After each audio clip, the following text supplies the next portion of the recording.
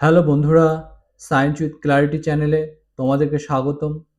এই চ্যানেলে আমি পদার্থবিদ্যা তথা বিজ্ঞানের নানা গুরুত্বপূর্ণ বিষয় সম্পর্কে তোমাদের সাথে আলোচনা করব এবং বিভিন্ন বিষয়ে তোমাদের ধারণা পরিষ্কার করার চেষ্টা করব। আমি ক্লাস 12-এর অত্যন্ত গুরুত্বপূর্ণ অধ্যায় তড়িৎ ক্ষেত্র নিয়ে তোমাদের সাথে আলোচনা করছিলাম এবং এই তড়িৎ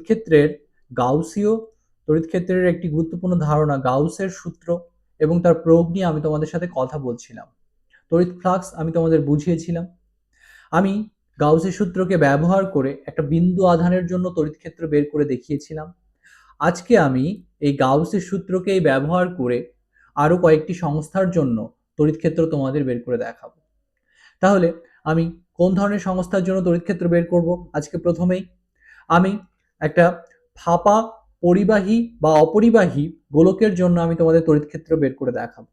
তাহলে আমি আহিত আহিত ফাঁপা ফাঁপা পরিবাহী বা অপরিবাহী অপরিবাহী গোলকের ক্ষেত্রে তড়িৎ ক্ষেত্র বের করে তোমাদের দেখাবো এখন। সো গোলকের ক্ষেত্রে তড়িৎ ক্ষেত্র আমি বের করব। কোন সূত্রকে ব্যবহার করব? আমি এখানে গাউসের সূত্রকে ব্যবহার করব। ঠিক আছে, গাউসের সূত্র আশা করি তোমরা খুব ভালো করে পড়েছ এবং গাউসের সূত্র ইউজ করে আমরা বিভিন্ন সিস্টেমের ক্ষেত্রে তড়িৎ ক্ষেত্র আমরা বের করতে পারি।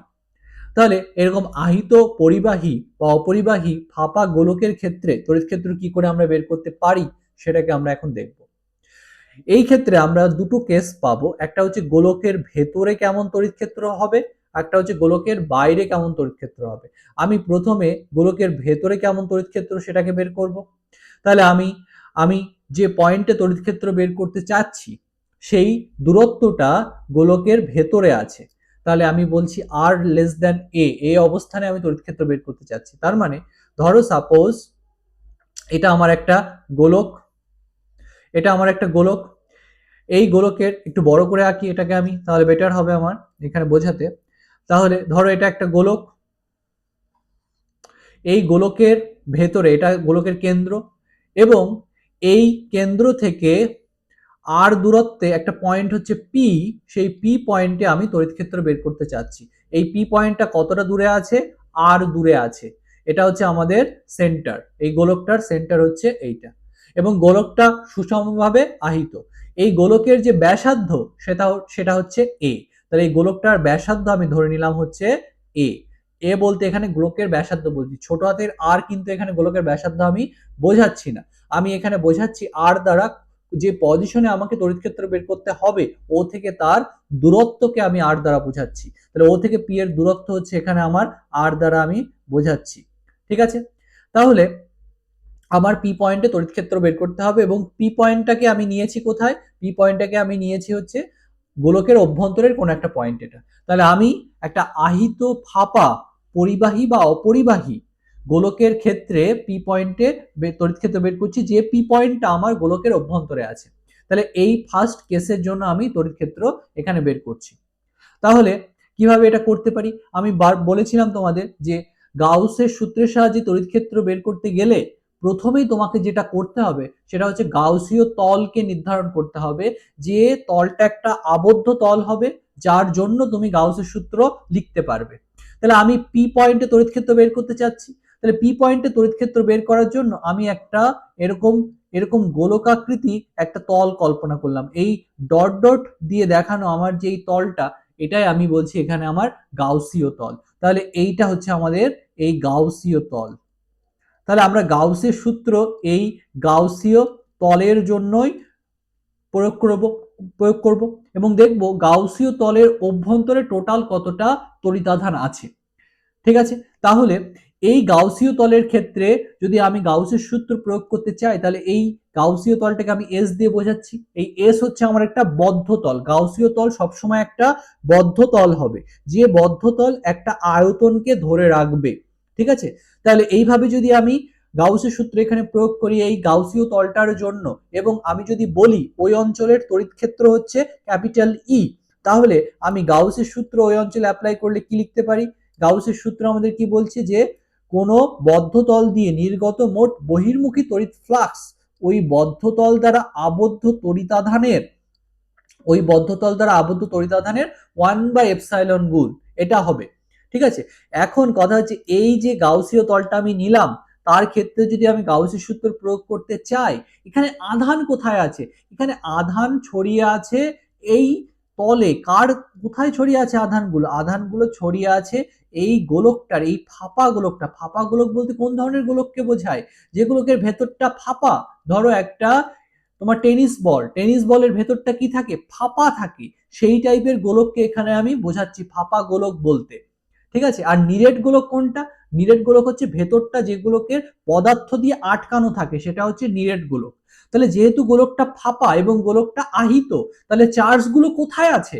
চার্জগুলো আছে গোলকের পৃষ্ঠে। চার্জগুলো আছে গোলকের পৃষ্ঠে। তাহলে যদি চার্জ গোলকের পৃষ্ঠে থাকে, ভেতরে তো কোনো চার্জ নেই, ভেতরে তো কোনো আধান নেই, তাহলে এই গাউসীয় তলের ভেতরে টোটাল আধান কত হবে? 0 হবে। তাহলে গাউসের সূত্র আমাদের কি বলে? যে টোটাল নির্গত তড়িৎ ফ্লাক্স, যেটা এই ই ডট ডিএস দিয়ে বোঝাচ্ছি যে টোটাল কতটা তড়িৎ ফ্লাক্স এই গাউসের তল দিয়ে নির্গত হচ্ছে, গাউসীয় তল দিয়ে নির্গত হচ্ছে, তাহলে সেটা সমান কি হবে? এই তলে আবদ্ধ টোটাল তড়িতাধান। তাহলে এই গাউসীয় তলের ভেতরে টোটাল চার্জ কতটা আছে? কোনো তো চার্জই নেই, তাহলে 0 পরিমাণ চার্জ আছে। বাই কি হবে? এপসাইলন। এপসাইলন বলতে ওই অঞ্চলের তড়িতাধান, তড়িৎ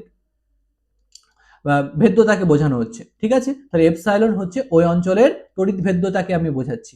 তাহলে তাহলে আমি কি লিখতে পারি? সো ই ডট ডিএস, এই যদি আমি ইন্টিগ্রেশনটা করি তাহলে আমরা কি পাবো? এখানে এই ক্লোজড সারফেসে ইন্টিগ্রেশন করি, এই গোল চিহ্ন দিয়ে বোঝানো হয় সারফেসটা ক্লোজড। এখানে এই গোল সিম্বলটা এস এর, এই ইন্টিগ্রেশনের এখানে গোল সিম্বলটা বোঝায় যে সারফেসটা এখানে ক্লোজড হয়ে আছে, বদ্ধ হয়ে আছে। তাহলে সেটা সমান কি হবে? 0 হবে। তাহলে যদি এটা হয় তাহলে অবভিয়াসলি এই ই ডট ডিএস এইটা যদি আমার 0 রেজাল্ট দেয়, তার মানে ওই অঞ্চলে তড়িৎ ক্ষেত্র কি? ওই অঞ্চলে তড়িৎ ক্ষেত্র নেই। ওই অঞ্চলে তড়িৎ ক্ষেত্র কি হবে? 0 হবে। ঠিক আছে, তার মানে কি বুঝতে পারলাম? যে একটা ফাঁপা গোলক যদি হয়, সেই গোলকটা পরিবাহী হতে পারে, সেটা অপরিবাহী হতে পারে। সেটা যদি আহিত, ফাঁপা, পরিবাহী বা অপরিবাহী যে কোনো ধরনেরই গোলক হয়, তাহলে তার কেন্দ্রের, তার ভেতরের, ওই গোলকটার ভেতরের যে কোনো একটা পয়েন্টে তড়িৎ ক্ষেত্র কি হবে? 0 হবে। আর যদি এই পয়েন্টটা বাইরে হতো, সেটা আমাদের কেস 2 হবে। যদি এই পি পয়েন্টটা গোলকের বাইরে চলে যায়, তাহলে সেক্ষেত্রে গাউসের সূত্র প্রয়োগ করে কি করে আমরা তড়িৎ ক্ষেত্রকে বের করব? তাহলে কেস 2 আমাদের কি হবে? সো কেস 2 তে আমি বলছি যে এই পি পয়েন্ট যেটা, সেটা আমার কোথায় চলে গেছে? কোথায় চলে গেছে? গোলকের বাইরে চলে গেছে। তাহলে গোলকের বাইরে যদি চলে যায়, সেক্ষেত্রে কি করে আমি তড়িৎ ক্ষেত্রকে বের করতে পারি? তাহলে ধরো এটা আমার এখন গোলক, এটা আমার গোলক, আর আমি পি পয়েন্টে তড়িৎ ক্ষেত্র বের করতে চাচ্ছি।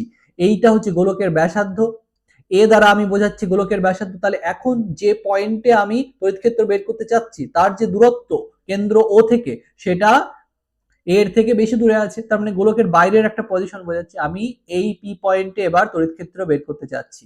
এই দূরত্বটা হচ্ছে আমাদের আর। ঠিক আছে, এই আর দূরত্বের পি পয়েন্টে আমি তড়িৎ ক্ষেত্র বের করতে চাচ্ছি। এবার আমি বলেছি যদি কোনো একটা পয়েন্টে তড়িৎ ক্ষেত্র বের করতে চাই আমরা, তাহলে আমরা সবসময় একটা গাউসীয় তলের সাহায্য নেব। গাউসীয় তলটা আমাদের নানা বিভিন্ন ধরনের আইডিয়া থেকে আমরা চুজ করি যে কি ধরনের তল নিলে আমার সুবিধা হবে। আমরা এমন একটা তল নিয়ে করার চেষ্টা করি যে তলের বিভিন্ন পয়েন্টে তড়িৎ ক্ষেত্রের মান একই আছে। সবসময় যে এই ধরনের তলই তুমি পাবে তা নয়, কিন্তু আমরা এরকম ধরনের তল চুজ করার চেষ্টা করি যেটা থেকে আমরা সহজেই তড়িৎ ক্ষেত্রকে নির্ণয় করতে পারি। সেটা নানা ধরনের প্র্যাকটিক্যাল এক্সপিরিয়েন্সের উপর ভিত্তি করে আমরা নির্ধারণ করি যে গাউসীয় তলটা কেমন হবে। ঠিক আছে, তাহলে এখানে আমরা গাউসীয় তলটাকে নির্ধারণ করছি কিভাবে? এখানেও আমি এই যে ছোট গোলক, এই ছোট গোলকের কেন্দ্র থেকে পি দূরত্বে আমাকে তড়িৎ ক্ষেত্রটা বের করতে হবে। তার জন্য আমি কি করছি? এই ছোট হাতের আর ব্যাসার্ধের আমি এরকম বড় একটা তলকে কল্পনা করছি, যেটা আমার এখানে গাউসীয় তল হিসেবে কাজ করবে। এইরকম বড় যে তলটা আমি নিলাম, এই বড় ব্যাসার্ধের, এই ছোট হাতের আর ব্যাসার্ধের যে তলটা, এটা আমার এখন গাউসীয় তল হিসেবে কাজ করবে। এটা আমার এখন গাউসীয় তল হিসেবে কাজ করবে। তাহলে আমাদের এখন এইটাকে বলছি আমি আমার গাউসীয় তল। সো এটা আমাদের এখন কি হবে? গাউসীয় তল হবে। সো এবার আমি গাউসের সূত্র প্রয়োগ করব এই তলটার জন্য। কেন এই ধরনের তলকে নেওয়া হলো? কারণ বুঝতে পারছি যে এই গোলকটাতে চার্জ ধরো এরকম ভাবে বন্টিত হয়ে আছে। কিছু না বলে দিলে আমরা ধরেই নিই পজিটিভ আধানই যেন সেখানে বন্টিত হয়ে আছে, যদি না কোয়েশ্চেনে কিছু বলে দেওয়া থাকে, তাহলে বুঝে নেওয়া হয় যে এরকম আহিত মানে পজিটিভ আধানে যেন আহিত হয়ে আছে এটা। তো এইভাবে আছে। তাহলে এইভাবে আহিত থাকার জন্য আমি একটা পয়েন্ট পি, যে পয়েন্টটা গোলকের বাইরে আছে, সেই পয়েন্টে তড়িৎ ক্ষেত্র বের করতে চাচ্ছি। আর সেটা বের করার জন্য আমি একটা এরকম আর ব্যাসার্ধের গোলককে কল্পনা করলাম, যেটা আমার এখানে গাউসীয় তল হিসেবে আচরণ করছে, এবং এই তলের উপরের একটা পয়েন্ট হচ্ছে পি, এই তলের উপরে এই পি পয়েন্টটা আছে। এবার এই গাউসীয় তলের উপরের প্রত্যেকটা পয়েন্টে কি হবে, তড়িৎ ক্ষেত্রের মান কি হবে, তড়িৎ ক্ষেত্রের মান সমান হবে। কেন? কারণ দেখো এই গোলকটা একটা প্রতিসম বস্তুর প্রত্যেক পয়েন্টে আধান সমভাবে এখানে বন্টিত হয়ে আছে বলে আমরা ধরে নিচ্ছি, ঠিক আছে? তাহলে আমরা যদি এখন এই গোলকটা এখানে আছে, আমরা যদি এখন সমদূরে এই বিভিন্ন পয়েন্ট যদি নিই, পি আর এস টি, বিভিন্ন পয়েন্ট যদি এই পি আর এস টি তে তড়িৎ ক্ষেত্র বের করার চেষ্টা করি, তাহলে দেখতে পাবো রেজাল্টগুলো আমাদের একই আসবে, যে বিভিন্ন পয়েন্টে তড়িৎ ক্ষেত্রের মান একই আসবে, ঠিক আছে? কারণ এই সিস্টেমের ভেতরে একটা প্রতিসাম্য বজায় আছে, চারদিক থেকে দেখতে একই রকম সিস্টেমটা, ঠিক আছে? তাহলে এই ধরনের সিস্টেমের ক্ষেত্রে, তাহলে এইভাবে যদি আমরা একটা গোলক আকৃতি তলকে গাউসীয় তল হিসেবে ভাবি, আমার এখানে সুবিধা পাবো আমি। তাহলে এই গাউসীয় তলের ক্ষেত্রে যদি আমি গাউসের সূত্র প্রয়োগ করি, তাহলে আমরা কি লিখতে পারি, যে ই ডট ডিএস ডিএস তার ক্লোজ সারফেসে ইন্টিগ্রেশন করলে এটা আমার কি হবে, টোটাল কতটা আধান এই গাউসীয় তলের ভেতর আছে সেটা বাই এপসাইলন হবে। তাহলে টোটাল কতটা আধান এই গাউসীয় তলের অভ্যন্তরে আছে, আমি ধরছি কিউ আধান এই টোটাল এই তলে ছড়িয়ে আছে, তাহলে এখানে less than greater than equal two হবে অ্যাকচুয়ালি, কারণ এখানে আমি যে সারফেসে যে পয়েন্টে তড়িৎ ক্ষেত্র বের করছি সেই পয়েন্টটা ওই গোলকের ওপরেও হতে পারে অথবা বেশি দূরত্বেও থাকতে পারে, ঠিক আছে? তাহলে ই ডট ডিএস ইন্টিগ্রেশন করলে কি পাবো, কিউ বাই কি হবে, এপসাইলন হবে। এটাই হচ্ছে গাউসের সূত্র থেকে আমরা পেয়েছিলাম। গাউসের সূত্র তোমরা একটু রিভিশন করে নেবে যদি কারো বুঝতে সমস্যা হয়, ঠিক আছে? আমার ভিডিওতে আছে গাউসের সূত্র, আমি সেখানে ডিটেলসে আলোচনা করেছি, সেখানে তোমরা দেখবে এটা।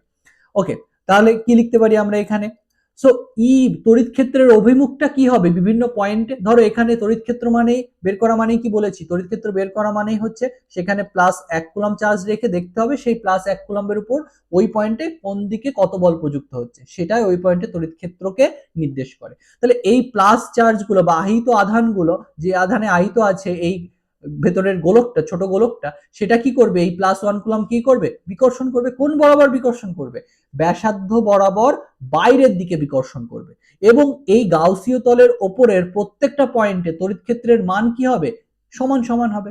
তাহলে আমি যদি ই থেকে ভেক্টরটাকে আলাদা করে লিখি, তাহলে প্রত্যেকটা পয়েন্টে তড়িৎ ক্ষেত্রের মান সমান এবং প্রত্যেকটা পয়েন্টে তড়িৎ ক্ষেত্র ব্যাসার্ধ বরাবর বাইরের দিকে কাজ করছে। তাহলে ই কে আমি এইভাবে ডিরেকশনটাকে আলাদা করে নিচ্ছি, ই থেকে, ই হচ্ছে ই ভেক্টরটার মান, তড়িৎ ক্ষেত্র ভেক্টরটার মান, আর আর ক্যাপ দিয়ে বোঝাচ্ছি যে তড়িৎ ক্ষেত্র ভেক্টরটা কোন দিকে কাজ করছে সেই দিকটাকে বোঝাচ্ছি।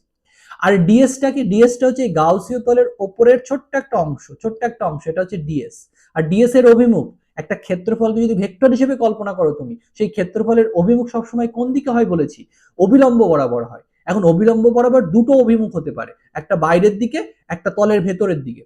আমরা সবসময় বাইরের দিকের অভিমুখটাকে নিই। তার মানে যদি একটা ক্লোজড সারফেস হয়, সেই ক্লোজ সারফেসের ক্ষেত্রে এই ছোট্ট একটা অংশ যদি ডিএস বলি, এই ডিএস অংশের অভিমুখ কোন দিকে হবে, অভিলম্বের অভিমুখটা কোন দিকে হবে, এরকম অভিলম্ব বরাবর তল এই ক্লোজ সারফেসের বাইরের দিক বরাবর হবে। তাহলে এটাই হবে এই ডিএস এর অভিমুখ। তাহলে ডিএস এর অভিমুখ হবে ব্যাসার্ধ বরাবর বাইরের দিকে। তাহলে ডিএস এর অভিমুখ যদি ব্যাসার্ধ বরাবর বাইরের দিকে হয়, তার অভিমুখটাকে যদি আমি এরকম আলাদা করে লিখি, তাহলে এইভাবে লিখতে পারি। তাহলে এইভাবে আমাদের ক্লোজ সারফেস ইন্টিগ্রেশন, এটা সমান কি লিখতে পারবো, কিউ বাই এপসাইলন। তাহলে এইভাবে আমরা লিখতে পারবো। এখন আর ক্যাপ ডট আর ক্যাপ করলে কত হবে, 1 হবে। দুটি একক ভেক্টর, একই একক ভেক্টর, তাদের যদি আমরা ডট গুণ করি তাহলে আমরা 1 পাবো, 1 পাবো। তাহলে আমরা কি লিখতে পারি, এখানে ই ইন্টু ডিএস, আর এখানে কি হয়ে যাবে এরকম ক্লোজ সারফেসে ইন্টিগ্রেশন। তাহলে কি হবে, কিউ বাই এপসাইলন। তাহলে এইবার আমি কি বললাম, যে এই যে গাউসীয় তল, এই গাউসীয় তলের প্রত্যেকটা বিন্দুতে তড়িৎ ক্ষেত্রের মান কি, তড়িৎ ক্ষেত্রের মান একই, গাউসীয় তলের প্রতিটা বিন্দুতে তড়িৎ ক্ষেত্রের মান একই। তাহলে একই যদি হয়, যে জিনিসটা সেমই আছে, একই আছে সবখানে, সেটাকে আমরা ইন্টিগ্রেশনের বাইরে নিয়ে আসতে পারি। তার উপর তার ইন্টিগ্রেশন হচ্ছে না, ওটা যেন এখন কনস্ট্যান্ট, ধ্রুবক হয়ে গেছে, তাহলে তার উপর তার ইন্টিগ্রেশন হচ্ছে না, তাহলে এরকমটা আমাদের আসবে। সো কিউ বাই এপসাইলন এরকমটা হবে আমাদের। তাহলে এই ক্লোজ সারফেসের এই ইন্টিগ্রেশন, এইটা দিয়ে কি বোঝানো হচ্ছে, যে ক্লোজ সারফেসের এই ডিএস, এরকম করে কি বোঝানো হচ্ছে, যে ডিএস এর উপর ইন্টিগ্রেশন আমাকে করতে হবে। তাহলে ডিএস এর উপর যদি ইন্টিগ্রেশন করি, তার মানে কি, এরকম ছোট ছোট ডিএস ক্ষেত্রফল আমাকে যোগ করতে হবে, আর ছোট ছোট ক্ষেত্রফল নিয়েই কি তৈরি হয়, পুরো গোলকটার ক্ষেত্রফল হবে, যে গোলকটার ব্যাসার্ধ হচ্ছে আর। তাহলে এটা সমান কত লিখতে পারি আমরা, 4πr², যেটা আমি এখানে বসিয়ে দিতে পারি। তাহলে এইভাবে আমি রেজাল্ট গুলো পাচ্ছি। কি কি রেজাল্ট পেলাম, তাহলে এখানে দেখি আমরা। তাহলে ফাঁপা গোলকের ভেতরে ভেতরে প্রতিটা পয়েন্টে তড়িৎ ক্ষেত্রের মান কত হলো, 0 হলো। আহিত ফাঁপা গোলকের ভেতরের প্রত্যেকটা পয়েন্টে তড়িৎ ক্ষেত্রের মান কি হলো আমাদের, 0 হলো। আর বাইরের পয়েন্টে তড়িৎ ক্ষেত্রের মান কেমন হবে সেটা আমরা এখন বের করছি।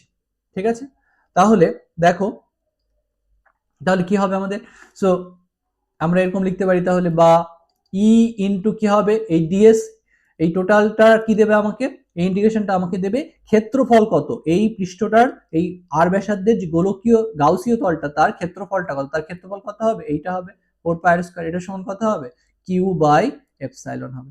তাহলে আমরা কত লিখতে পারি, so therefore E is equal to কি লিখতে পারি, যে 1/4πε, সাজিয়ে লিখলে এরকমটা হবে 1/4πε ইন্টু কিউ বাই r², এরকমটা হবে। সো এটাই হবে আমাদের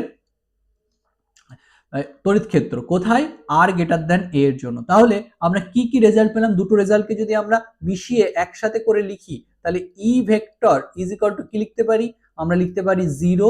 কখন 0, যখন যে পয়েন্টে আমি তড়িৎ ক্ষেত্র বের করব সেটা যদি গোলকের ভেতরে হয়। আর ই সমানই আমাদের কি হবে, ই সমানই আমাদের কি হবে, ই সমান আমাদের হবে 1/4πε Q by r², R cap বরাবর হবে তড়িৎ ক্ষেত্রের অভিমুখটা। এটা কখন হবে, যখন আর গ্রেটার দ্যান ইকুয়াল টু এ হবে। তার মানে যদি ব্যাসার্ধের বেশি দূরে আমি তড়িৎ ক্ষেত্র বের করতে চাই, তাহলে সেই পয়েন্টে তড়িৎ ক্ষেত্রটা অনেকটা বিন্দু আধানের মতো যেন হচ্ছে। তাহলে আমরা যেন ইমাজিন করতে পারি, আমরা ভাবতে পারি, যে এই রকম যদি একটা গোলক হয়, যে গোলকের কেন্দ্র ওতে আছে, এই গোলক থেকে আর দূরের পি পয়েন্টে যদি আমাকে তড়িৎ ক্ষেত্র বের করতে বলে, এবং আরটা যদি গোলকের ব্যাসার্ধের বেশি দূরে হয় বা গোলকের পৃষ্ঠের উপর হয়, তাহলে আমরা ভাবতে পারি এই গোলকের সমস্ত আধানগুলো যেন এই সেন্টারে, কেন্দ্রে চলে এসেছে। তাহলে এই গোলকটাতে যদি কিউ আধান থাকে টোটাল ছড়িয়ে, ফাঁপা গোলকটাতে যদি কিউ আধান ছড়িয়ে থাকে, তাহলে আমরা ধরতে পারি এই সব আধানগুলি গোলকের কোথায় চলে এসেছে, কেন্দ্রে চলে এসেছে, এরকম ভাবতে পারি। তাহলে এইভাবে সহজেই আমরা বিন্দু আধানের ক্ষেত্রে আর দূরত্বে তড়িৎ ক্ষেত্রের যে রাশিমালা হয়, সেই রকম রাশিমালা আমরা ফাইনালি পাবো। তাহলে E vector is equal to কি লিখতে পারি, 1/4πε Q by r² into r। এটা বিন্দু আধানের ক্ষেত্রে আর দূরত্বে তড়িৎ ক্ষেত্রের রাশিমালা ছিল, সেটাই আমরা এখানেও পেলাম। তাহলে এইভাবে আমরা ইমাজিন করতে পারি, যখনই কোনো একটা পয়েন্ট, যে পয়েন্টে তড়িৎ ক্ষেত্র বের করতে হবে সেটা আমার ব্যাসার্ধের থেকেও বেশি দূরত্বে আমাদের থাকবে, সেই পয়েন্টে বা পৃষ্ঠের উপর যখন থাকবে, তখন আমরা ইমাজিন করতে পারি যে সমস্ত আধানগুলি যেন গোলকের কেন্দ্রে আছে, আর তার জন্য আমরা তড়িৎ ক্ষেত্র বের করি। তাহলে কিউ আধানটাকে সেন্টারে ধরলে তার থেকে আর দূরত্বে তড়িৎ ক্ষেত্রের রাশিমালা কেমন হবে, এরকমটা হবে। আর ব্যাসার্ধের থেকে কম দূরত্বে তড়িৎ ক্ষেত্রের মান কত হবে, তড়িৎ ক্ষেত্র হবে 0, ফাঁপা আহিত পরিবাহী বা অপরিবাহী গোলকের জন্য। ঠিক আছে, তাহলে এবার এইটাকে যদি আমরা একটা গ্রাফে এই রেজাল্টটাকে প্লট করতে চাই, যে একটা তোমাকে একটা ফাঁপা গোলক দিয়েছে, সেই ফাঁপা গোলকের কেন্দ্র থেকে দূরত্বের সাথে সাথে তড়িৎ ক্ষেত্রটা কিভাবে পরিবর্তিত হচ্ছে, সেটাকে যদি আমরা একটা গ্রাফের সাহায্যে দেখাতে চাই, তাহলে সেটাকে আমরা কিভাবে দেখাতে পারি, সেটা আমি তোমাদের এখন ছবি এঁকে দেখাচ্ছি। যে একটা আমাদের দূরত্বের সাথে সাথে তড়িৎ ক্ষেত্রের কিভাবে পরিবর্তিত হচ্ছে সেটা আমি দেখাতে যাচ্ছি। যে এই বরাবর আমার তড়িৎ ক্ষেত্রকে দেখাচ্ছি, আমি এই বরাবর কেন্দ্র থেকে দূরত্বকে আমি দেখাচ্ছি। তাহলে আমরা কি বোঝাচ্ছি, যে যতক্ষণ পর্যন্ত ব্যাসার্ধের কম দূরত্বে তুমি আছো, গোলকের ভেতরে তুমি আছো, তোমার তড়িৎ ক্ষেত্রের মান 0। আর যখনই পৃষ্ঠে চলে গেছো তুমি, পৃষ্ঠ থেকে তড়িৎ ক্ষেত্রের মান হওয়া শুরু হয়েছে, পৃষ্ঠ পর্যন্ত এই আর এর ভ্যালু এ পর্যন্ত, এর আগে পর্যন্ত তড়িৎ ক্ষেত্রের মান হচ্ছে 0। এতে গিয়ে তড়িৎ ক্ষেত্রের মান কত হয়েছে সেটা হওয়া শুরু হয়েছে, এবং যত দূরত্ব বাড়তে থাকছে তড়িৎ ক্ষেত্র আস্তে আস্তে কমতে থাকছে 1/r² এর সাথে প্রপোর্শনাল। তাহলে পৃষ্ঠে কতটা তড়িৎ ক্ষেত্র, পৃষ্ঠ মানে হচ্ছে গোলকের এই r সমান a দূরত্বে কতটা তড়িৎ ক্ষেত্র আছে, r সমান a দূরত্বে কতটা তড়িৎ ক্ষেত্র আছে। তাহলে r এর জায়গায় a বসিয়ে দিলে পৃষ্ঠে তড়িৎ ক্ষেত্র পেয়ে যাবে, সারফেসে ওই গোলকটার পৃষ্ঠে সারফেসে কতটা তড়িৎ ক্ষেত্র সেটা তুমি পেয়ে যাবে, সেটার ভ্যালু কত হবে q/r² এরকমটা হয়ে যাবে। ঠিক আছে, তাহলে পৃষ্ঠে একটা তড়িৎ ক্ষেত্রের মান আছে এবং সেটা দূরত্বের সাথে সাথে কি হচ্ছে আমাদের কমতে থাকছে, তার গ্রাফটা আমাদের এরকম হবে যে দূরত্বের সাথে সাথে তড়িৎ ক্ষেত্রটা আমাদের এইভাবে হ্রাস পাবে। তাহলে গ্রাফটা আমাদের দেখতে এরকম দাঁড়াবে। ঠিক আছে, তাহলে এটাই হচ্ছে দূরত্বের সাথে সাথে তড়িৎ ক্ষেত্রের পরিবর্তনের লেখচিত্র। কার ক্ষেত্রে? ফাঁপা, আহিত, পরিবাহী বা অপরিবাহী গোলকের ক্ষেত্রে দূরত্বের সাথে সাথে তড়িৎ ক্ষেত্রের পরিবর্তনের যে গ্রাফটা হবে সেটা এরকম হবে। এই গ্রাফগুলো খুবই ইম্পর্টেন্ট, এগুলো পরীক্ষায় খুবই আসে পরীক্ষায় এই গ্রাফগুলো। ঠিক আছে, খুব ভালো করে স্টাডি করবে এই গ্রাফগুলো, যে দূরত্বের সাথে সাথে এরকম ভাবে নন লিনিয়ার ওয়েতে এই ইয়েটা হ্রাস পাচ্ছে, ইটা হ্রাস পাচ্ছে, আর বাড়ার সাথে সাথে তড়িৎ ক্ষেত্রের মানও কি হবে, হ্রাস পেতে থাকবে এরকম একটা বক্রের সাথে সাথে।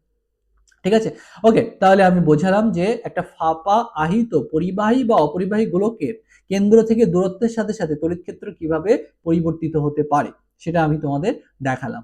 এবার আমরা দেখব যে একটা নিরেট পরিবাহী গোলকের ক্ষেত্রে কেন্দ্র থেকে দূরত্বের সাথে সাথে তড়িৎ ক্ষেত্র কিভাবে পরিবর্তিত হতে পারে।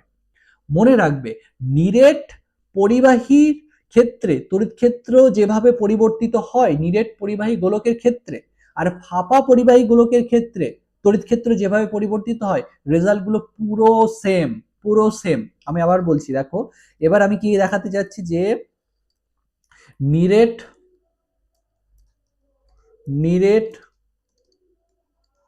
পরিবাহী গোলকের ক্ষেত্রে তড়িৎ ক্ষেত্র, নিরেট পরিবাহী গোলকের ক্ষেত্রে তড়িৎ ক্ষেত্র, নিরেট পরিবাহী গোলকের ক্ষেত্রে তড়িৎ ক্ষেত্র। তাহলে আমি কি বললাম যে নিরেট পরিবাহী গোলকের ক্ষেত্রে তড়িৎ ক্ষেত্রের যে রাশিমালা হয় সেটা ফাঁপা পরিবাহী গোলকের ক্ষেত্রে যে তড়িৎ ক্ষেত্রের রাশিমালা হয় তার সাথে পুরোপুরি সেম। কেন? কারণ হচ্ছে দেখো, ধরো এটা একটা গোলক, এটা একটা পরিবাহী গোলক, এই পরিবাহী গোলকের ভেতরে উপাদান আছে, ভেতরে ধরো লোহা আছে, পুরোটা লোহা দিয়ে ভর্তি, কিন্তু পরিবাহীর একটা ধর্ম হচ্ছে আধান সবসময় পরিবাহীর বাইরের দিকের পৃষ্ঠে অবস্থান করে, আধান ভেতরে থাকে না।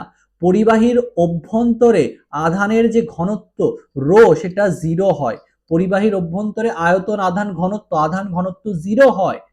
কেন? কারণ যদি পরিবাহীর অভ্যন্তরে আধানের ঘনত্ব বজায় থাকে তাহলে আধান পরিবাহীর মধ্যে পরিবাহিত হতে থাকে। তাহলে আধান যখনই পরিবাহিত হতে শুরু করবে ততক্ষণ পর্যন্ত আধানের প্রবাহ হবে, যতক্ষণ না পর্যন্ত আধান ঘনত্ব সব স্থানে এরকম 0 হয়ে যায় ততক্ষণ পর্যন্ত পরিবাহীর মধ্যে আধান প্রবাহিত হতে থাকে, আধান এক স্থান থেকে আরেক স্থানে প্রবাহিত হতে থাকে। তাই পরিবাহীর অভ্যন্তরে যতক্ষণ না পর্যন্ত আধান ঘনত্ব 0 হয় এই আধানের প্রবাহটা হতে থাকে। তাই সিম্পলি আমরা বলছি যে আধান পরিবাহীর কোথায় অবস্থান করে, বাইরের দিকের পৃষ্ঠে আধান অবস্থান করে। ঠিক আছে, এগুলো নিয়ে আমরা আবার তড়িৎ বিভব চ্যাপ্টারে আলোচনা করবো, সেই জন্য আমি এখানে অত ডিটেলসে কথা বলছি না। যে পরিবাহীর অভ্যন্তরে আধান ঘনত্ব কত হয়, 0, এবং আধান পরিবাহীর কোথায় অবস্থান করে, বাইরের পৃষ্ঠে অবস্থান করে। তাহলে ভেতরে যদি আধান না থাকে, আধান যদি বাইরের পৃষ্ঠে এভাবে থাকে, তাহলে এটা আর এই এই তোমার ফাঁপা পরিবাহীর ভেতর কোনো কি পার্থক্য থাকলো না? ফাঁপা পরিবাহী বা অপরিবাহীর ক্ষেত্রে আধান তো সেই বাইরের পৃষ্ঠেই থাকে, আর নিরেট পরিবাহীর ক্ষেত্রেও আমি বললাম আধান বাইরের পৃষ্ঠে অবস্থান করে। তাহলে এটার সাথে তো ফাঁপা পরিবাহী বা অপরিবাহীর কোনো পার্থক্যই থাকলো না।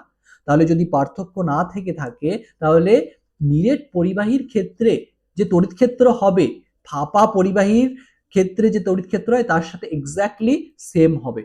তাহলে নিরেট পরিবাহী গোলকের ক্ষেত্রে তড়িৎ ক্ষেত্রের রাশিমালা কেমন হবে? তড়িৎ ক্ষেত্রটা এরকম হবে যে ই ভেক্টর ইজ ইকুয়াল টু কি লিখতে পারি আমরা, 0। কখন? যখন r লেস দ্যান a, আর এইটা হবে তখন 1/4πε ইন্টু q/r²। এই রেজাল্টটা তখনই হবে যদি r ভেক্টর ইউনিট ভেক্টর যখন r greater than equal to a হয়। তাহলে এটাই হচ্ছে নিরেট পরিবাহী গোলকের ক্ষেত্রে তড়িৎ ক্ষেত্রের রাশিমালা, এটা এক্স্যাক্টলি সেম ফাঁপা পরিবাহী গোলকের ক্ষেত্রে তড়িৎ ক্ষেত্রের রাশিমালার মতো। বা ফাঁপা অপরিবাহী গোলকের ক্ষেত্রে তড়িৎ ক্ষেত্রের রাশিমালার মতো। তাহলে এখানেও নিশ্চয়ই সেই গ্রাফটা তাহলে আমাদের সেমই আসবে, যেহেতু একই রকম রেজাল্ট, তাহলে গ্রাফও সেম। ঠিক আছে, তাহলে নিরেট পরিবাহী গোলকের ক্ষেত্রে গ্রাফটা আমাদের কেমন দাঁড়াবে, এরকমটা দাঁড়াবে আমাদের। ঠিক আছে, তাহলে সেম গ্রাফ হবে, সবকিছুই রেজাল্টটা আমাদের সেম, এরকমটা আমাদের হবে। তাহলে এটা ছিল আমাদের এ, আর এটা হচ্ছে কেন্দ্র থেকে দূরত্বের সাথে সাথে তড়িৎ ক্ষেত্র কিভাবে পরিবর্তিত হয় তার গ্রাফ। ঠিক আছে, এটা আশা করি আমি বোঝাতে পেরেছি তোমাদের। ঠিক আছে, তাহলে এইভাবে আমরা নিরেট পরিবাহী গোলকের ক্ষেত্রে তড়িৎ ক্ষেত্র বের করতে পারি, তার গ্রাফ আমরা দেখতে পারি, একই রকম দুটো, দেখো একই জিনিস দুটো। ঠিক আছে, তাহলে আশা করি আমি বোঝাতে পেরেছি এতটা। এরপরে আমি তোমাদের যেটা পড়াবো সেটা হচ্ছে যে, এটা কি পড়ালাম যে নিরেট পরিবাহী গোলকের ক্ষেত্রে তড়িৎ ক্ষেত্রের রাশিমালাটা কেমন হয়। এবার পড়াবো নিরেট অপরিবাহী গোলকের ক্ষেত্রে সুষমভাবে আহিত নিরেট অপরিবাহী গোলকের ক্ষেত্রে তড়িৎ ক্ষেত্রের রাশিমালাটা কেমন হয় সেটা আমি এখন বলবো। তাহলে কি বলবো এখন, সুষমভাবে আহিত নিরেট অপরিবাহী গোলকের ক্ষেত্রে তড়িৎ ক্ষেত্র, সেটা আমি এখন বের করে দেখাবো, যে নিরেট অপরিবাহী গোলকের ক্ষেত্রে তড়িৎ ক্ষেত্র বের করে দেখাবো আমি এখন। নিরেট অপরিবাহী গোলকের ক্ষেত্রে তড়িৎ ক্ষেত্র, ঠিক আছে, সুষমভাবে আহিত নিরেট অপরিবাহী গোলকের ক্ষেত্রে তড়িৎ ক্ষেত্র। নিরেট গোলককে ইংরেজিতে বলা হয় সলিড স্ফিয়ার, আর ফাঁপা গোলককে বলা হয় স্ফেরিক্যাল শেল। ঠিক আছে, তাহলে সুষমভাবে আহিত নিরেট অপরিবাহী গোলকের ক্ষেত্রে তড়িৎ ক্ষেত্রের রাশিমালাটা কেমন হয় সেটা আমি বোঝানোর চেষ্টা করব। তাহলে এর ক্ষেত্রেও দুটো কেস হবে। একটা হচ্ছে কেস ওয়ানে আমরা কি করব, যে যে ব্যাসার্ধের থেকে কম দূরত্বে তড়িৎ ক্ষেত্রকে আমরা বের করব, তারপরে ব্যাসার্ধের থেকে বেশি দূরত্বে আমরা তড়িৎ ক্ষেত্রকে বের করব। তাহলে প্রথম কেসটা আমি করব যেখানে আর লেস দ্যান এ, ব্যাসার্ধের থেকে কম দূরত্বে আমরা তড়িৎ ক্ষেত্রকে বের করব। তাহলে সেটা বের করতে গেলে কি করব আমরা, সেটা বের করার জন্য আমি কি করলাম, এরকম আমার একটা নিরেট অপরিবাহী গোলক ধরো আছে, এটাকে আমরা একটু ভালো করে আঁকি, যে নিরেট অপরিবাহী গোলক আছে, সেই অপরিবাহী গোলকের একটা কেন্দ্র আছে আমার এখানে। সো এটা আমার একটা নিরেট অপরিবাহী গোলক, সেই নিরেট অপরিবাহী গোলকের এটা কেন্দ্র। তাহলে কেন্দ্র থেকে আর দূরত্বের একটা পয়েন্টে আমি তড়িৎ ক্ষেত্র বের করতে যাচ্ছি। তাহলে পি পয়েন্ট আমার এখানে আছে, এবং গাউসীয় তল হিসেবে এখানে বোঝা যাচ্ছে এই টাইপের সারফেসই আমাকে নিতে হবে, এরকম গোলকীয় তলই আমি নেব গাউসীয় তল হিসেবে। তাহলে পি পয়েন্টে আমি তড়িৎ ক্ষেত্রে বের করতে যাচ্ছি, এবং গাউসীয় তল হিসেবে এখানে কি নেওয়া হলো, এরকম একটা গোলক আকৃতি তলকে আমি নিলাম গাউসীয় তল হিসেবে। ঠিক আছে, এবং এই ও থেকে এই পি পয়েন্টের দূরত্ব কত, আর, তার মানে আর ব্যাসার্ধের একটা গোলকাকৃতি তলকে এখানে আমি গাউসীয় তল হিসেবে বিবেচনা করলাম। ও হচ্ছে আমাদের কেন্দ্র, এবং এই এই যে গোলকটা নিরেট গোলকটা ছিল তার ব্যাসার্ধ কত, তার ব্যাসার্ধ হচ্ছে এ। তাহলে তার ব্যাসার্ধের থেকে কম দূরত্বের একটা পয়েন্টে আমি তড়িৎ ক্ষেত্র বের করছি, মানে ওর ভেতরের একটা পয়েন্টে তড়িৎ ক্ষেত্র বের করছি। এবং এটা কি, এটা কিন্তু নিরেট গোলক, তার মানে চার্জ এর ভেতরেও আছে। চার্জ যে শুধু এবার পৃষ্ঠে আছে তা নয়, চার্জ ভেতরেও আছে। ঠিক আছে, চার্জ ছড়িয়ে আছে, এই অপরিবাহী গোলকটার বিভিন্ন স্থানে চার্জ ছড়িয়ে আছে। তার মানে আধানের একটা আয়তন আধান ঘনত্ব এখানে আছে, যেটা পরিবাহীর ক্ষেত্রে 0 ছিল, কিন্তু অপরিবাহীর ক্ষেত্রে আয়তন আধান ঘনত্বটা এখানে 0 হবে না। এবং সব ক্ষেত্রে আমরা ধরে নিচ্ছি আধান ঘনত্বটা সমান, কারণ আমরা ধরছি এখানে সুষমভাবে আহিত এই অপরিবাহীটা, নিরেট অপরিবাহীটা। তাহলে আমরা ধরছি এখানে আয়তন আধান ঘনত্ব, সেটা হচ্ছে আমাদের রো ধরছি। কার ক্ষেত্রে, আয়তন আধান ঘনত্বকে আমরা রো ধরছি। ঠিক আছে, এই নিরেট অপরিবাহীটার ক্ষেত্রে আয়তন আধান ঘনত্বটাকে আমরা রো ধরছি। তাহলে এটা যদি রো হয় এবং এইটা যদি আমাদের গাউসীয় তল হয়, সো এটা আমাদের এখানে গাউসীয় তল হিসেবে কাজ করছে, এই ডট ডট করে দেখানো তলটা গাউসীয় তল আমার। ঠিক আছে, সো এই গাউসীয় তলের ক্ষেত্রে গাউসের সূত্র আমি প্রয়োগ করব। তাহলে গাউসের সূত্র থেকে আমরা কি শিখেছি, যে ই ডট ডিএস, এরকমটা আমরা শিখেছি। এবং ক্লোজ সারফেসে আমরা ইন্টিগ্রেশন করছি, কোন সারফেসটাকে বোঝাচ্ছি, এখানে এস হচ্ছে এই গাউসীয় তলটা আমার close surface. So this is equal to কি হবে, কিউ বাই এপসাইলন। এখন কিউ বলতে কি বোঝাচ্ছি, ওই গাউসীয় তলের ভেতরে টোটাল কতটা চার্জ আছে সেটাকে বোঝানো হচ্ছে। ঠিক আছে, টোটাল কতটা চার্জ আছে সেটাকে বোঝানো হচ্ছে ইনটু 1 বাই এপসাইলন। এখন টোটাল কতটা চার্জ আছে এটা একটু হিসাব করতে হবে আমাদের। তো এটা কি করে হিসাব করবো আমাদের, আমি এখানে আয়তন আধান ঘনত্বকে কি বলছি, রো বলছি, তার মানে একক আয়তনে কতটুকু আধান আছে, রো পরিমাণ আধান আছে। এখন এই যে নিরেট গোলকটা সেটা কিভাবে তৈরি হচ্ছে, নিরেট গোলকটা কিভাবে তৈরি হচ্ছে, এইরকম ধরো একটা অংশ আমি বললাম, এই যে এরকম একটা অংশ এখানে হয়েছে, ঠিক আছে, এই একটা অংশ এখানে হয়েছে, একটু বড় করে আমি আঁকি তাহলে তোমরা বেটার বুঝতে পারবে এটা, ঠিক আছে। তাহলে দেখো কি বলতে চাইছি আমি এখানে, যে ধরো সাপোজ এরকম একটা, এই একটা গোলক, এরপরে আর একটু এরকম একটা অংশ আছে, ধরো সাপোজ এরকম একটা অংশ আছে, এই এই ঠিক আছে, এই একটা অংশ আছে, এই, তাহলে এই যে অংশটুকু যেগুলো এই দাগ দাগ দাগ দাগ দিয়ে আমি দেখাচ্ছি, এই যে এই এই বেধটা কতটুকু, এইটা ধরো ডিআর পরিমাণ বেধ, এই বেধটা আমার ডিআর, এই বেধটা হচ্ছে আমাদের ডিআর, তাহলে এই বেধটা কত, এই বেধটা হচ্ছে আমাদের ডিআর, আর এইখান থেকে এই দূরত্বটা কত, আর, এই দূরত্বটা হচ্ছে আর।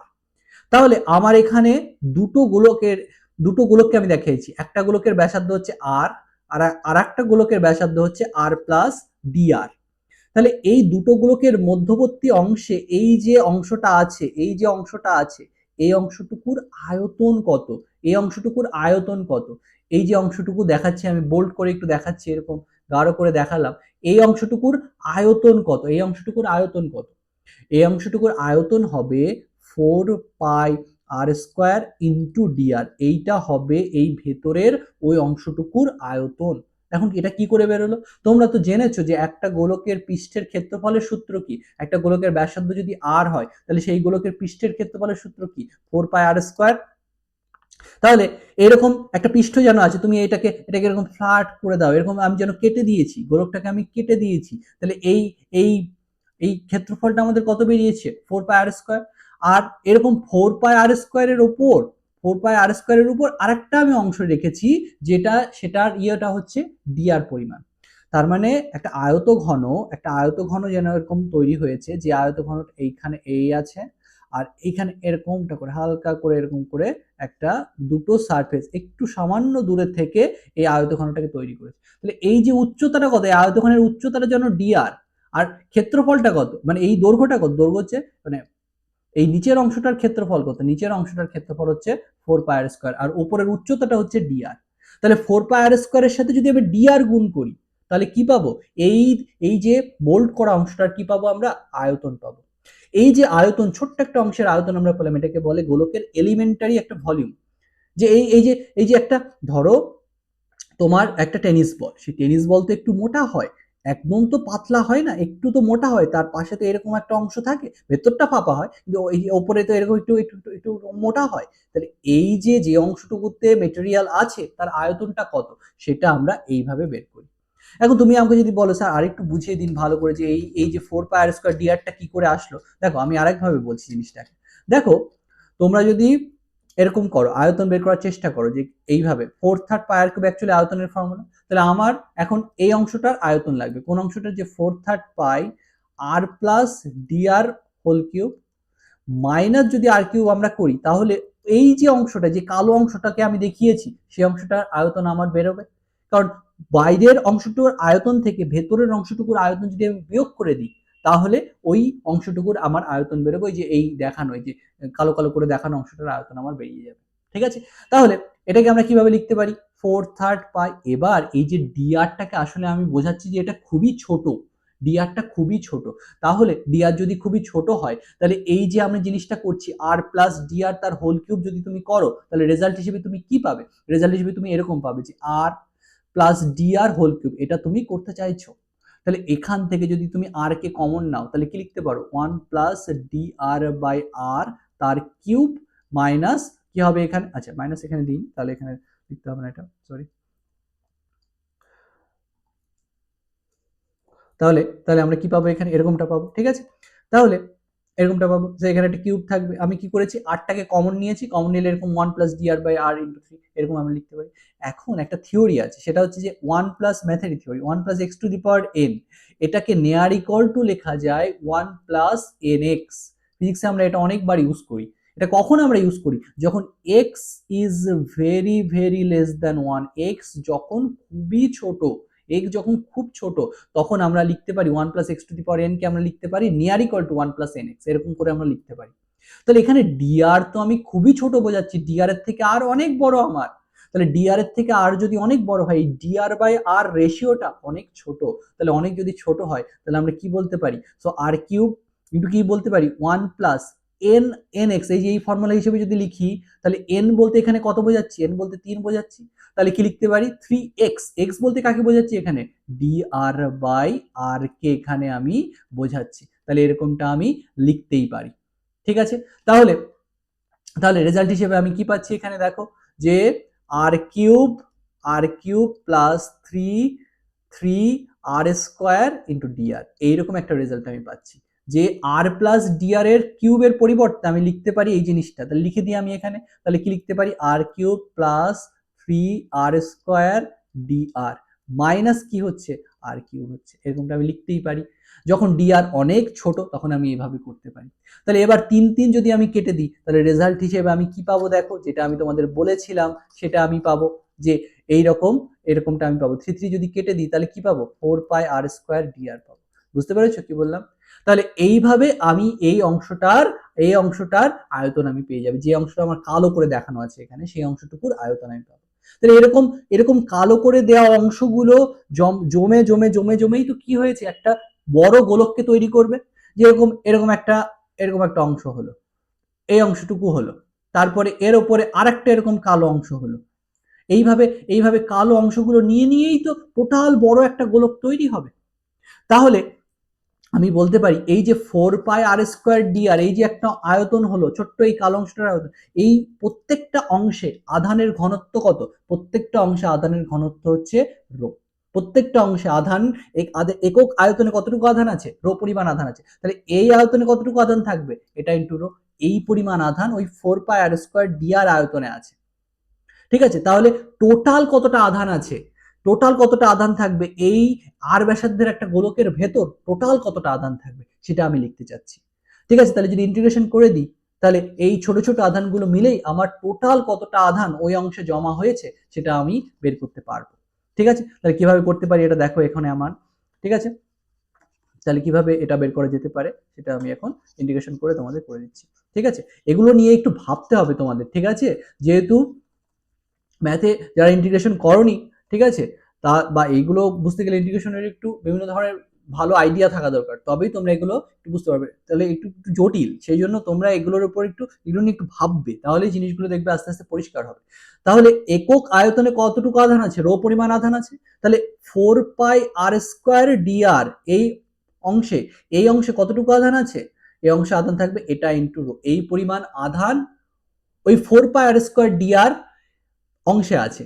যে এত ইন্টু রো, এই পরিমাণ আধান ওই 4 পাই আর স্কোয়ার ডিআর অংশে আছে। তাহলে টোটাল আর ব্যাসার্ধের যে গাউসীয় তল আমি নিয়েছি, গোলকীয় তলকে গাউসীয় তল হিসেবে নিয়েছি, তাতে টোটাল কতটুকু আধান আছে? তাহলে আমাকে ইন্টিগ্রেশন করতে হবে 0 টু আর এর ভেতর, তবেই আমি ওই অংশের টোটাল কতটা আধান আছে সেটা আমি পেয়ে যাব। এবং এই গাউসীয় তলের প্রত্যেকটা বিন্দুতে তড়িৎ ক্ষেত্রের ডিরেকশন কোন দিকে হবে? রেডিয়াস বরাবর বাইরের দিকে হবে। তাহলে রেডিয়াস বরাবর যদি বাইরের দিকে হয় তড়িৎ ক্ষেত্রের অভিমুখ, সেটাকে আমরা কিভাবে দেখাই? এভাবে দেখাতে পারি। আর ওই গাউসীয় তলের ওপরের ছোট্ট একটা ক্ষেত্রফল যদি হয়, তার অভিমুখ কোন দিকে? তার অভিমুখও রেডিয়াস বরাবর বাইরের দিকে। তাহলে রেডিয়াস বরাবর যদি বাইরের দিকে হয় সেটাকে আমি এভাবে দেখাতে পারি। তাহলে এইভাবে যদি আমি করতে থাকি তাহলে আমি কি পাবো? দেখো যে 1/এপসাইলন ইন্টু কি হবে? এবার ইন্টিগ্রেশনটা যদি করা যায় তাহলে আমাদের কি পাবে? 4/3 পাই আর কিউব হবে, কারণ আর স্কোয়ারের ইন্টিগ্রেশন করলে কি হবে? ফর্মুলা কি আমাদের? ফর্মুলা হচ্ছে আর স্কোয়ার ডিআর এর যদি ইন্টিগ্রেশন করো, কারণ এখানে ভেরিয়েবল শুধু আর 4 পাই রো এগুলো তো কনস্ট্যান্ট, ওগুলো বাইরে চলে আসবে আমাদের ইন্টিগ্রেশনে। তাহলে কি হবে? 1/3 আর কিউব, এটা হচ্ছে ইন্টিগ্রেশনের রেজাল্ট। ঠিক আছে, তাহলে কত হবে? 4/3 পাই আর কিউব ইন্টিগ্রেশনের এবার লিমিট দিয়ে দিতে পারো, আপার লিমিট মাইনাস লোয়ার লিমিট। তাহলে আর কিউবে যদি আপার লিমিট মাইনাস লোয়ার লিমিট করো তাহলে কত হবে? 0 টু আর। তাহলে আপার লিমিট মাইনাস লোয়ার লিমিট করলে কি হবে? একবার আর এর এখানে আর বসাবো তাহলে আর কিউব হলো, আর আর এর এখানে একবার 0 বসাবো তাহলে মাইনাস কি হবে? 0 কিউব মানে 0 হবে। ঠিক আছে, তাহলে এটা ইন্টু কি হয়ে যাবে? রো, এরকমটা আমি পাবো। তাহলে এবার কি পাবো? বাম দিকে কি পাচ্ছি আমরা? তাহলে বাম দিকে কি পাচ্ছি? দেখো আর ডট আর করলে কত হবে আমাদের? 1 হবে। তাহলে কত হবে? ইডিএস এর উপর আমার কি করতে হবে? এরকম ইন্টিগ্রেশন করতে হবে। সো ইজ ইকুয়াল টু কি হবে তাহলে, যে 4 pi rho r cube by হচ্ছে 3 এপসাইলন, এরকমটা আমার হবে। এবার তড়িৎ ক্ষেত্রের মান প্রত্যেকটা পয়েন্টে ওই গাউসীয় তলের সমান, তাই আমি ওটাকে ইন্টিগ্রেশনের বাইরে নিয়ে চলে আসছি, তাহলে এরকমটা পাবো আমি। ঠিক আছে, আর এটা আমাদের কি দেবে, এটা অনেকবারই বলে ফেলেছি অলরেডি, এই ডিএস এর উপর যদি ইন্টিগ্রেশন করো সারফেস বরাবর, তাহলে তুমি কি পাবে, ওই সারফেসটা টোটাল এরিয়া পাবে। এখানে আমি একটা গোলক নিয়েছি, তাহলে গোলকের টোটাল এরিয়াটা আমি ওখানে লিখবো। তাহলে গোলকের টোটাল এরিয়া কত হবে, 4 পাই আর স্কয়ার, যেটাকে বাম দিকে লিখবো আমরা। তাহলে এখানে কত হবে আমাদের, সো ই ইন্টু কি হয়ে যাবে আমাদের, 4 পাই আর স্কয়ার হয়ে যাবে, এরকম হয়ে যাবে। সো ইজ ইকুয়াল টু কি লিখবো, 4 pi rho into r cube by হবে 3 এপসাইলন। তাহলে ই ইজ ইকুয়াল টু কি হবে, দেখো দুপাশে আমরা কাটাকাটি করি, কাটাকাটি করলে কত দাঁড়াবে, 4 পাই কেটে যাবে, আর স্কয়ার কাটাকাটি হবে, তাহলে কত হবে, রো আর বাই 3 এপসাইলন, এরকম রেজাল্ট আমরা পাবো। এবং পি পয়েন্টে যে তড়িৎ ক্ষেত্র কাজ করবে সেটা কোন বরাবর হবে, রেডিয়াস বরাবর বাইরের দিকে হবে, রেডিয়াস বরাবর বাইরের দিকে হবে। তাহলে আমরা এখানে কি লিখতে পারি, ই এর অভিমুখ কোন দিকে হবে, রেডিয়াস বরাবর বাইরের দিকে হবে। তাহলে ডিরেকশন দিয়ে যদি লেখা হয়, তাহলে E vector is equal to কি লেখা যায়, rho r by 3 epsilon, rho r by 3 epsilon, আর ডিরেকশন কোন দিকে হবে, আর ক্যাপ বরাবর হবে, বাইরের দিকে। ঠিক আছে, আমরা ধরেই নিচ্ছি সব এখানে পজিটিভ আধান আছে। আহিত, এই যে অপরিবাহী গোলকটা আহিত, কোন আধান দ্বারা আহিত, আমরা ধরে নিচ্ছি পজিটিভ আধান দ্বারা সে আহিত। তাহলে E vector is equal two আমরা এরকমটা লিখতে পারি এখানে। ঠিক আছে, ওকে, তাহলে এটা আমাদের হলো, এটা কখন হবে, যখন রেডিয়াসের থেকে কম দূরত্বে আমরা তড়িৎ ক্ষেত্র বের করব সেটা। ঠিক আছে, এবার যদি রেডিয়াসের থেকে বেশি দূরত্বে তড়িৎ ক্ষেত্র আমরা বের করতে চাই, সেক্ষেত্রে আমাদের তড়িৎ ক্ষেত্রটা কেমন হবে, তাহলে কেস 2 তে আমরা কি করছি, যে রেডিয়াসের থেকে বেশি দূরত্বে আমাদের তড়িৎ ক্ষেত্রের রাশিমালাটা কেমন হবে। তাহলে কেস 2 তে আমরা কি বলছি, যে আর গ্রেটার দেন ইকুয়াল টু এ, এই ক্ষেত্রে আমরা তড়িৎ ক্ষেত্র বের করতে চাচ্ছি। তাহলে এই ক্ষেত্রে তড়িৎ ক্ষেত্রের রাশিমালাটা কেমন হবে, এই ক্ষেত্রে আমরা কি ধরতে পারি, দেখো এই আমাদের একটা পরিবাহী নিরেট অপরিবাহী গোলক ছিল, যেটা সুষমভাবে আহিত। তাহলে তাতে টোটাল ধরো কিউ চার্জ আছে, তাহলে এই গোলকটাতে যদি টোটাল কিউ চার্জ থাকে, আর আমরা যখন এই ও থেকে, এর কেন্দ্র থেকে রেডিয়াসের থেকে বেশি দূরত্বের একটা পয়েন্ট পি তে তড়িৎ ক্ষেত্র বের করতে চাইবো, সেক্ষেত্রে আমরা কি বলবো, আমরা এরকম এরকম বড় একটা গাউসীয় তল নেব, আর বড় একটা গাউসীয় তলের ভেতরে এখানে টোটাল কতটা আধান আছে সেটাকে আমরা দেখবো, যে কিউ বাই এপসাইলন লেখা হয়, কিউ ইএন বাই এপসাইলন লেখা হয়। অ্যাকচুয়ালি কিউ ইএন মানে কি, এনক্লোজড কতটা চার্জ এই গাউসীয় তলের অভ্যন্তরে আছে, সেটা আমাদের কত হবে, সেটা আমাদের কিউই হবে। তাহলে সব করে টোরে তো আমরা কি পাবো রেজাল্ট হিসেবে। ঠিক আছে, আমি করেই দিই, তাহলে বেটার হবে তোমাদের এভাবে না বলে। ঠিক আছে, তাহলে এভাবে আমি সেই এই গাউসীয় তল নিয়ে করে দেখাচ্ছি। দেখো যে এটা একটা নিরেট পরিবাহী, তাহলে নিরেট অপরিবাহী গোলক, তার ব্যাসার্ধের থেকে বেশি দূরত্বের একটা পয়েন্টে আমি তড়িৎ ক্ষেত্র বের করে দেখাচ্ছি। ঠিক আছে, তাহলে ব্যাসার্ধের থেকে বেশি দূরত্বের একটা পয়েন্টে তড়িৎ ক্ষেত্র আমি বের করতে যাচ্ছি। তাহলে ও থেকে পি এর যে দূরত্ব সেটা আমি বলছি আর, এরকম একটা গাউসীয় তল এখানে নেওয়া হয়েছে। ঠিক আছে, গাউসীয় তল আমরা এখানে নিয়েছি, গাউসীয় তল এখানে নিয়েছি। ঠিক আছে, এবং এই অপরিবাহী গোলকটাতে টোটাল কিউ আধান আছে। ঠিক আছে, এবং এর ব্যাসার্ধ, নিজের ব্যাসার্ধ হচ্ছে এ, নিজের ব্যাসার্ধ হচ্ছে। তাহলে পি পয়েন্টে আমি তড়িৎ ক্ষেত্র বের করতে যাচ্ছি, তাহলে এইভাবে গাউসীয় তলটা নেওয়া হয়েছে। এবার গাউসের সূত্র আমরা প্রয়োগ করবো, তাহলে প্রয়োগ করলে কি পাবো, যে ই ডট ডিএস, একই রকম কথা সব ক্ষেত্রে হবে। So E dot DS is equal to কি হবে, কিউ বাই এপসাইলন হবে। তাহলে আমরা লিখতে পারি ই আর ক্যাপ ওই একই রকম, যে ব্যাসার্ধ বরাবর বাইরের দিকে তড়িৎ ক্ষেত্র হবে, আর ডিএস এর অভিমুখ এরকম ব্যাসার্ধ বরাবর বাইরের দিকে হবে। So DS into r cap হবে।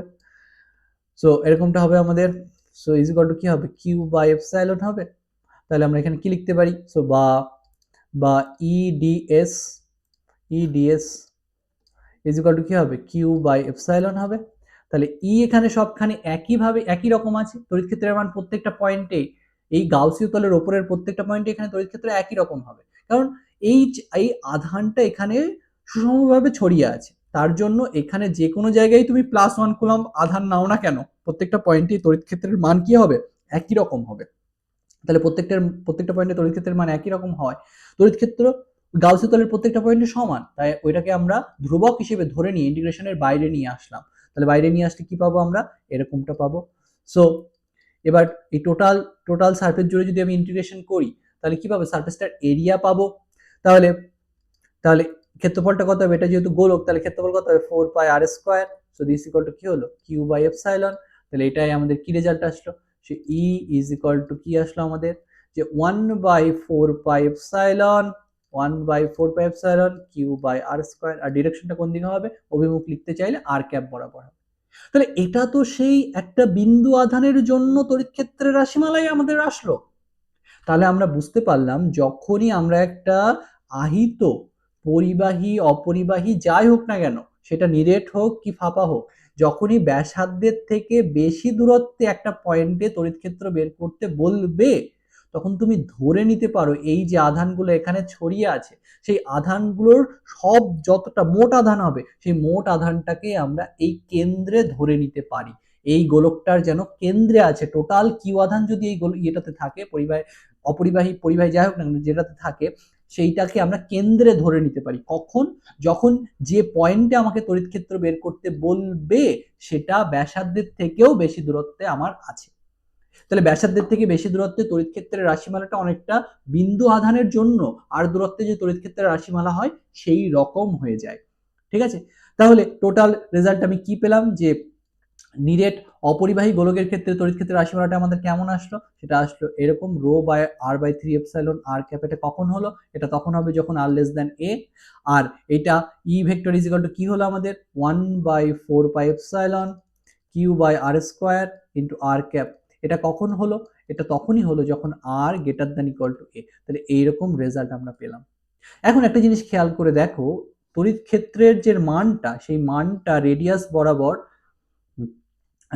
চেঞ্জ হচ্ছে, কি মানে রেডিয়াস বরাবর আর এর সাথে সাথে চেঞ্জ হচ্ছে। কিভাবে চেঞ্জ হচ্ছে, ই আমি তো বললাম রো হচ্ছে আধান ঘনত্ব, যেটাকে সুষমভাবে ধরে নেওয়া হয়েছে আহিত অপরিবাহী গোলকটা সুষমভাবে আহিত, তার মানে আধান ঘনত্বটা এখানে সবখানে সেম, তার মানে রো এখানে ফিক্সড আছে। রো যদি ফিক্স থাকে তাহলে ই ভ্যারি করছে আর এর সাথে কি লিনিয়ারলি, আর এর সাথে এই ধরনের সম্পর্ক ই এর, তাহলে ই এর সাথে সরল সম্পর্ক, আর এর সাথে ই এর কি সম্পর্ক, একদম সরল সম্পর্ক, তার মানে সরল রৈখিক সম্পর্ক ই এর সাথে আর এর। ঠিক আছে, কতক্ষণ পর্যন্ত এই সরল রৈখিক সম্পর্কটা বজায় থাকলো, এই সরল রৈখিক সম্পর্কটা বজায় থাকলো যতক্ষণ না তুমি পর্যন্ত আরটা যতক্ষণ পর্যন্ত এর কম আছে ততক্ষণ পর্যন্ত এই সরল রৈখিক সম্পর্কটা বজায় থাকলো। যখনই আর এর থেকে বাড়তে এর থেকে বেশি হয়ে গেছে, তখনই এই সরল রৈখিক সম্পর্কটা আর ই এর সাথে আর এর বজায় নেই। তাহলে এটাকে যদি আমি গ্রাফে দেখাই, তাহলে গ্রাফটা আমাদের কেমন হবে, এই গ্রাফগুলো খুবই খুবই ইম্পর্টেন্ট, পরীক্ষায় বহুবার জিজ্ঞাসা করেছে যে নিরেট অপরিবাহী নিরেট পরিবাহীর ক্ষেত্রে তড়িৎ ক্ষেত্র দূরত্বের সাথে সাথে কেন্দ্র থেকে দূরত্বের সাথে সাথে তড়িৎ ক্ষেত্রের পরিবর্তনের লেখচিত্রটা কেমন হবে, বহুবার জিজ্ঞাসা করেছে, খুবই খুবই ইম্পর্টেন্ট।